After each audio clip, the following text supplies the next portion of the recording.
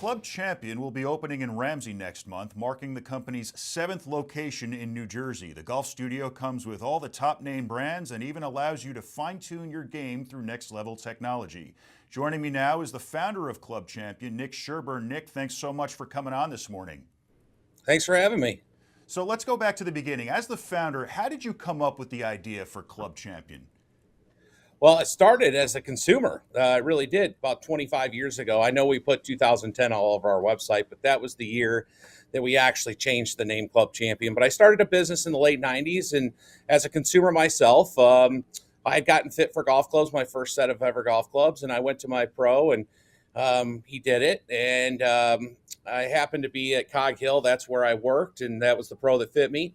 And the Cog Hill had the Western Open. It had it for a lot of years, turned into the BMW tournament. But anyway, these tour vans showed up every year with this tournament, and I'd watch these pros go back and forth, and they'd get their clubs tweaked. And I'd ask my boss, I'd be like, well, why are they doing that? We're not doing it. And often it was the premise that most people aren't good enough, or they don't want to spend the money. And I was thinking to myself, well, I do. And I don't have any more money or time than anybody else. So golfers are passionate. And so, I set out on this journey to find my own game. And then before you know it, I turned it into a business to help other people with their game. Now, as you said, the company or the name got rebranded in 2010, already has 150 locations. Can you talk about the fast growth? Yeah, we spent a lot of time trying to figure out the model. We didn't know, like club fitting is one of those things that, although it's been around a lot of times, it wasn't as mainstream. I would say 10 years ago, if you asked people or if you did a poll, like, are you going to get fit? It was probably 15, 20%. They just did a poll this year that 80% of golfers are planning to get fit for their next set of golf clubs. So, that we hit perfect timing in reality of catching people getting that understanding that they should get fit for golf clubs. If you're going to spend $600 on a driver, why not make sure it's going to be right? If you're going to spend $1,000 on a set of irons, let's make sure it gets right. So we had a little bit of timing that helped us. I think we had a lot to do with that too, of spreading and evangelizing that, hey, if you're going to spend time playing this great sport that we love, why not have the best tools to play your best golf with? Now, the location will be the 7th in New Jersey. What do you guys look for, or what do you consider when scouting potential locations for a new store? Well, first and foremost, we're looking for, amount of golfers. So handicaps, people, generally speaking, if we feel that if you keep a handicap, it must mean that you care about the game of golf and how you're playing the game of golf because you're measuring it. And so we're always looking for where there's a lot of folks keeping handicaps. And then not only are we looking for handicaps, but how many golf courses they are, whether they're public or private, that's indifferent. But we're looking for that. And the cool part is and we mentioned it a little bit before we got on here, New Jersey is one of those states that kind of gets lost on people a little bit in the sense of golf. I mean, there is so much great golf and so many great golf courses in the state of New Jersey. And that's why we've been so lucky to put so many stores there, is because there is so many golfers. It is a great golf state, and you wouldn't think it to look at it. But what are some of the hot-selling items that Club Champion offers? Well, I think a lot of people love to come in and they love to look at the big dog, right? So that's what they want to do, is they look at that driver. And it is important. Don't get me wrong. Distance is king. You're starting to see that in the best players in the world. And so, this past year in 2024, we'll see the new stuff for 2025 is actually coming out in the next 2 weeks here.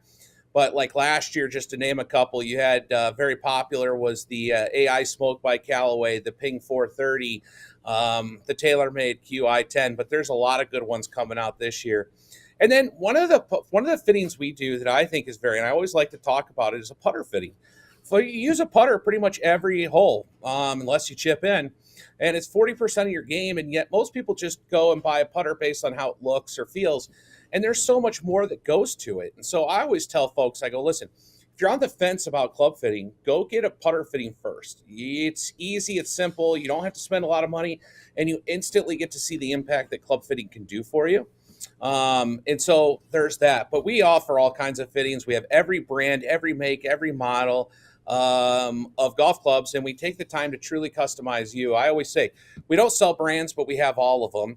We don't sell price points, although we have every price point you can imagine. What we really want to do is make you perform better. We sell performance, and we work with you to do that. We get to know you. It's a relationship more than a transaction. And it's not just products. I mean, you guys, you sell on-site training as well. What kind of training do you offer at your stores? Well, that's just a small part of our business, but we do, like, you can come in and you can use the TrackMan. So, I think most people on here know, like, that's one of the king launch monitors out there is TrackMan's what they use on the PGA Tour. It gives you every metrics of your swing. Once you can use it without you can just pay for that bay time, but what we try to do is after you get fit, you become a kind of like join the club, right? So it's you become a member almost through the default of buying equipment through us, and you get these perks of coming in and working on the TrackMan or working on the Sam Putt Lab, refining your stroke or refining your swing to get better at the game. It's fantastic. Now, what do you have planned for the grand opening of the Ramsey store, which is scheduled to open in mid-January?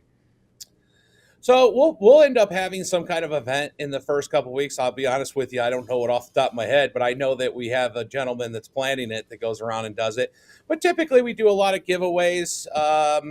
We also offer whenever we open a store for the first 6 weeks of the store, we have a special where you come in and if you make a custom purchase, the fitting is free. So you come in, you could do the whole bag, you could do one fitting, whether it's a driver, iron, putter, wedges. But whatever you do, if you come in and then you end up purchasing a club from that fit, the fitting is free. So that's a really good perk to call to action to come try it out. Will there be anything different or new about this Ramsey store that doesn't exist at other stores? Nope, it'll still be our same old kind of deal where we have, our fitters. One of the cool things about us is we have all our fitters are full time. Each studio has 2 to 3 fitters typically. These fitters are handpicked by myself, actually. I'm still the final interview of every fitter in our company. And actually, I'm talking to you west side of Chicago here in Willowbrook, Illinois. And we have what we call CCU University, Club Champion University. It's a 4-week training course that all our fitters fly here. They stay here for a month, learn, and then they go back to their store. So no, it's going to be the same old great service, great fitters, great knowledge, great tools. And, like I said, the goal is to help people play better golf. And we have a 25-year track record of making it happen. Hey, if it ain't broke, right? And finally, Yep. Nick, can you talk a little about your PGA partnership program? Yeah, so one of the things we want to do is, and a lot of us come from a PGA background, which is why it's near and dear to us. And a lot of times we want to be able to partner with the local golf courses or local coaches or local strength, whatever. If you're a in golf, we want to partner with you. And so, we want to be that club fitting arm. We've invested a lot in our stores, whether it's the demos, it's the technology, it's our build process, it's our perfect guarantee. And not everybody can do that. It's just like we can't, do club lessons all day. That's not what we're good at. Could we do it? Yes. Will we do it at 100%? No. Same thing with most people when they're doing the other side of it. So we like to be able to offer them a partnership program where they can send their clients over to us to get the exceptional service, exceptional fitting, work hand in hand with them with their clients so that their client feels like they're getting the best of both worlds. And at the same time, everybody plays, everybody wins. And so the golfer gets better, the coach makes a little bit maybe income off that, and club champion gets to fit another player. So it's a beautiful thing. Fantastic. Well, I can't wait to check out the new store. Nick Sherburne, founder of Club Champion. Best of luck, and thanks so much for taking the time this morning, and have a Merry Christmas. Thanks for having me. Head over to ONNJ.com for the latest news and sports anytime.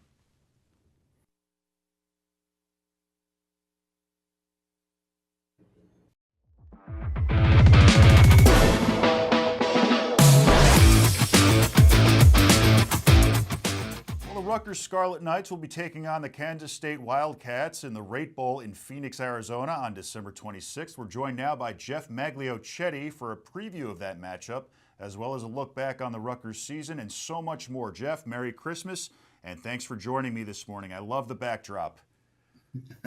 Merry Christmas, Mike. Thank you so much for having me on again. Always our pleasure. So let's start. Rutgers overall was kind of streaky this year, finished above 500 with a 7-5 record. Talk about the highs and lows of the season, as well as what kind of matchup we can expect against Kansas State. Yeah, what was so interesting to me about this Rutgers season is that they were predicted, I believe, ninth in the preseason Big Ten poll, and they more or less performed to that standard. But the sad part of it is, there's a lingering feeling that there could have been so much more. There were lingering missed opportunities on the schedule. Of course, that matchup against a ranked Illinois team really comes to mind. That one where they lost on the heartbreaking finale in the end. I believe it was fourth and very long in that game, and that could have given that them on a relatively high note against a ranked team. They also lost to teams like UCLA. They also lost a 14-7 match to Nebraska. So while there were undeniable steps in the program this season, especially on the Big Ten level, it's unfortunate for those Scarlet Knights because they're somewhat licking their wounds after missing some opportunities out there. However, having said that, there is a chance to end this year on a true high note with the Rate Bowl. It's actually pretty special out there because they're playing a Kansas State program whom they defeated back in 2006, back at the Texas Bowl. I can't believe it. It's 18 years ago since that occurred, but that back then was like the first time Rutgers had any form of expectations on them. That was back when they had that epic win over Louisville. They were going into the final week of the Big East season with a chance to win the regular season title. So I think that there's a great opportunity here. Of course, what you're going to see in the Rate Bowl somewhat depends on what Rutgers is going to do with their seniors, or what their seniors choose to do. This era of lots of guys opt out of bowl games to focus on their NFL preparation. And the good news and bad news for Rutgers, bittersweet if you will, the bittersweet news is that they have plenty of talent that could well be playing on Sundays next season. Plenty of seniors out there. Guys like Holland Pierce, guys like Tyreen Powell, guys like, again, Kyle Monangai, Don Bosco alum. So I think that it's a major opportunity out there for Rutgers out there. But I think that you're also going to see a solid game from Ethan Kaliakmanis out there. It's going to be a really good game. It's going to be a really good opportunity for him to show his stuff. And they're going to be facing a Kansas State team that, likes to keep the ball, that likes to run the clock a little bit. So, this is a major opportunity for them. Far from home, out in Arizona. So I believe it's at the Diamondback Stadium at Chase Field. So I think that, again, this is a huge opportunity for Rutgers, and it's a chance to end a roller coaster season on a high note because, again, there have been some big strides at this program, again, on that Big Ten level and nationally as well. We forget back in September, October, they went on their final non-conference game. They beat Virginia Tech in Blacksburg. That was unthinkable not too long ago. So I think this is a strong opportunity for Rutgers out there. Greg Schiano will have him prepared. Say what you will about the highs and lows of the Schiano era. He usually has them coming out for bowl games. Rutgers is 6-2 under his watch in the postseason, including win over Miami in last year's straight bowl. It's great to know heading into the 26th. So let's switch over to the NBA and talk Knicks. Let's start with their performance in this year's NBA Cup. What was your take on that? Well, as we discussed last week, I thought it was a very interesting opportunity for the Knicks. There was a chance to finally end the silly Trae Young narrative. Unfortunately for the Knicks, that did not come to pass. Atlanta winning that one and then losing to Milwaukee in the Vegas-based semifinal. But they did end up with what's basically a de facto third place finish in the Eastern Conference. And again, this was a nice little opportunity for the Knicks, a nice little showcase, if you will. It was a nice little showcase for everyone involved in the final stages of the tournament because, again, we're still looking for the practical purpose of the NBA Cup. And the most optimistic interpretation one could probably have of it is that it is a chance for the, quote, not ready for primetime players to showcase their stuff. And, of course, you could say, well, Milwaukee just won it. They have Giannis. They have Dame. Shouldn't they? Aren't they already established? This, on the other hand, for the champion Bucks, this was a nice opportunity for them to reintroduce themselves to NBA relevancy, to reintroduce themselves to the NBA showcase, to reintroduce themselves to the premier stages the NBA is trying to set. And that's what the Knicks were able to do as well with their third place finish. They faced an Orlando Magic team that was looking to make a statement in that de facto third place game and handled business down in Central Florida. So that was a big opportunity for them. The Knicks are streaking as one of the hotter teams in the NBA right now. They have won 4 in a row. They have won 13 of their past 17 games. So this is a nice little opportunity for them. And the fact that they won their group and placed second among the group leaders in the Eastern Conference, behind again only Milwaukee. I thought that was a very nice job for them. I think it's a chance for them. As fickle as it may seem, as superficial as it may seem in the eyes of the casual fan, the NBA Cup, I feel like this gives the Knicks a sense of, this is what it's like to play on the primetime level. This is what we can do. This is who we can be. And we saw some great performances throughout this process. We saw OG Anunoby discover some of his offensive stretch. We saw that in the debut group game against the Philadelphia 76ers. So this was a chance for the Knicks to kind of showcase their stuff on a grander stage, on a national spotlight, no matter how flimsy that stage could be. And we'll see if it pays off come the postseason. But again, it's a nice little showcase for them, and it's something they can really stick in their back pocket come the true tournament playoff time. Absolutely right. So now the past is the past. They have a great matchup to look forward to on Christmas against the Spurs. Both teams are in third place in their respective conferences and looking to gain ground. Do you see this going one way or the other? I think, again, this is another interesting opportunity for them, because when we looked at that schedule at the start of the year, we were perhaps thinking, oh, the Spurs, that seems like an automatic win for the Knicks. But San Antonio, to its credit, they have gone through a lot this season, including the health issues of longtime head coach Greg Popovich. Some of their young talents haven't been as healthy as they'd like to be, such as Jeremy Sochan, who's only played in 15 games this season. But we've seen some strong breakouts from both young talent and established talents in San Antonio. Of course, the story begins and ends with Victor Wembanyama. But at the same time, we've seen Julian Champagnie, St. John's alum, come out and really showcase his stuff out there. San Antonio is currently 7th in the NBA in assists right now. That's somewhat emphasized with the production of Chris Paul, who is leading the team with 8.4 assists per game. So that's really interesting to see and has really thrust the Spurs forward. But again, at the end of the day, the main attraction here is going to be Victor Wembanyama. Wembanyama, of course, faced the Knicks twice last season. He's off to a strong start this year, just over 24 points a game, 10 boards a game, and leading the NBA with just under four blocks a game. And that's going to be a major test for the Knicks interior, which is showing signs of improvement. Karl Anthony Towns obviously speaks for himself. He has been everything as advertised and then some. And, after what he was able to do this week, particularly in the return to Minnesota against his former team, the Timberwolves, last Thursday, you can make a legitimate case that Towns is going to be an MVP contender, which I found somewhat shocking because it's difficult. I say the same thing working with the New York Liberty. It's difficult to establish an MVP case when there is so much talent stacked on one team. How can Towns make a true MVP case when a player like Jalen Brunson is also on the same team? He's doing it and then some this year. So that I don't see how you can keep Towns out of the MVP discussion. Back to Wemby. This is an interesting opportunity for the Knicks interior. Towns speaks for himself, but the Knicks are also missing Mitchell Robinson out there. Wemby, of course, faced the Knicks twice last season, and the first go-around, he posted 14 points and 9 rebounds, but he shot 4 of 14 from the field and was generally frustrated when he had Mitchell Robinson on him.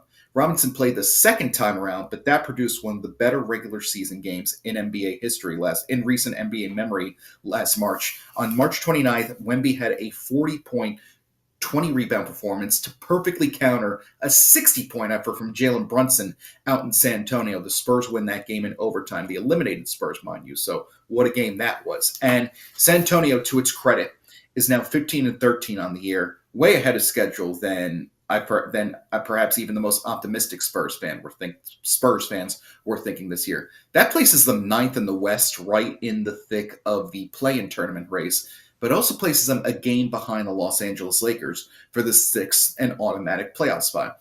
And San Antonio, the modern Spurs are not used to, in a way, national television appearances, especially for those who were around before Wembanyama showed up. So this is going to be a great opportunity to kind of reintroduce themselves to the national stage a little bit, to say, we're here and we're not going anywhere. They missed that opportunity during the NBA Cup, but now they can do so against a Knicks group that, again, will not have Mitchell Robinson. How will Precious Achiuwa play in there? This is a big opportunity for him. Achiuwa got a start earlier last week. I believe it was against the Timberwolves again on Thursday night. He had a double-double in place of Josh Hart, who sat out due to personal reasons. Jericho Sims, he's had a bit of an up and down year, backing up Towns in the center. Achiuwa more or less sees himself as more of a power forward rather than a pure center. So it's been Sims who has more or less taken over the center spot that Mitchell Robinson typically occupies. So it's that Towns is going to remain in the lineup when Robinson comes back. Unfortunately, according to a report from ESPN's Shams Charania, he will not be back until February. So I think that, this has been an opportunity for Sims. And, it's been a roller coaster year for him, but he's coming off an effort where he was plus 17 on the floor on Saturday night against the New Orleans Pelicans in relief. So this is an opportunity for him. It's an opportunity for everyone. And, we should expect a great game out there. It'll be one of the more competitive games on the slate, I believe. And we can't forget there are plenty of storylines buried under this. We're going to have an alternate Disney broadcast out of it. That's going to be on Disney+. And it's also coming to the end of the 25th anniversary of the NBA Finals season, NBA Finals series between the Knicks and the Spurs back in 1999. That, of course, ending in heartbreak for the Knicks with David Robinson and Tim Duncan prevailing in 5 games. So it's an interesting showcase. I think the Knicks have a big chance. I think the Knicks have a chance to strut their muscles, but San Antonio will be looking to do the same as well. And finally, Geoff, I want to switch gears completely here. This year has been a terrible year for baseball legends. We lost Willie Mays, Pete Rose, and now Rickey Henderson, who would have turned 66 on Christmas. He played for the Yankees in his prime, came to the Mets in his 40s, and even played for the Newark Bears, if you remember them, after his Major League career was over. Can you talk about his impact on the sport and what this loss means for the baseball community? This is a tough loss for the baseball community. And of course, thoughts, prayers, and condolences to the Henderson family. This is a tough break for not just baseball, but sports in general, because Rickey Henderson, the way I saw it, was he is a powerful weapon from a bygone era that baseball is so desperately looking to reattain. Look, you just look at the stats. You look at the categories he's leading. Leader in stolen bases. That speaks for itself, of course, but also runs, non-intentional walks, leadoff home runs. This is an era we have not seen. This is something we've seen baseball strongly de-emphasize, and we're slowly starting to see the stolen base come back into the game with the larger bases we saw introduced last season. And, we're slowly inching back towards it. But it's a bygone era that baseball is looking to reobtain, and nobody was better at it than Rickey Henderson. He was the type of player that, satisfied both the jocks and the nerds in a sense. The analytic folks loved him for his on-base percentage.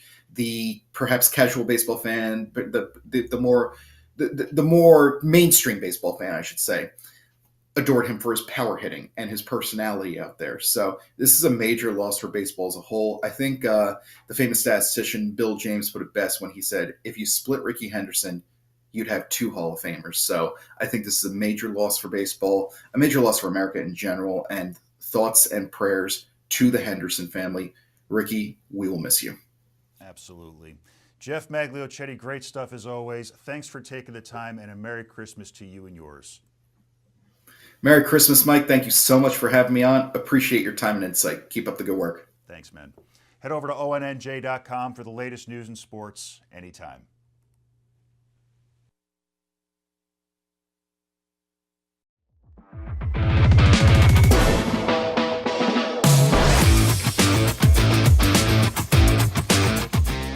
Metro Exhibits in Pine Brook recently hosted a toy drive for families in need this holiday season. The event featured some pretty legendary local athletes. ONNJ Jersey's Marie Falbo has the story.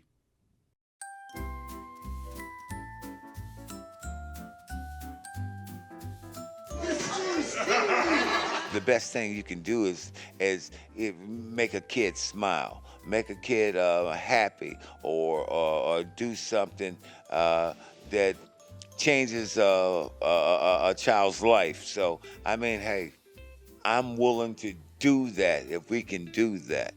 What are we doing here tonight? We want to be different, so we wanted to see the kids getting the gifts, coming to see Santa Claus. So a lot of our customers, a lot of our friends, a lot of our vendors donate a ton of toys. So this is our first one. We're gonna do it every year. How excited are you to get all these gifts tonight? I'm on cloud 9. He came with a lot of gifts in his sleigh, Santa Claus, right? Can't even. Yeah, I can't even hold this. What brought you out here a little early? Well, Phil Zamblot called me up at the North Pole, and he told me of this wonderful gift giveaway that he was planning, and I so wanted to be a part of it. Phil, our president, owner, he has a lot of great ideas. He does a lot of things like this that is different than other companies, so we try to just make sure that works. But what he did today, I think, just take the cake. The looks on these kids' faces when they open those gifts. That's what it's all about. To be among New York Giants greats and Knicks legends, nothing better. Playing for the Knicks for 10 years, people show me a lot of love, but you have to give a lot of love. It's a giving time of year, and we just hope the kids can get what they need and what they want for their birthday, for their Christmas, for the New Year, go back to school happy, and a lot of other good things. Something great what Phil doing is giving back to the kids, holiday time, the spirit, just be able to have the kids come by and meet some of the athletes, and that's a gift before Christmas. So the kids gonna have a great time this Christmas. Mary, did you know that your baby boy will save our sons and daughters?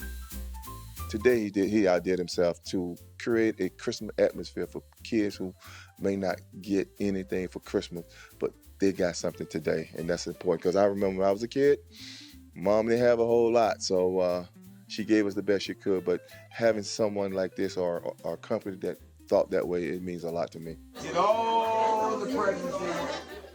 It's not about making millions of dollars and stuff. It's been, hey, how about the little kid that ain't got nothing? Let's see if we can make his life a little bit better. Head over to ONNJ.com for the latest news and sports anytime.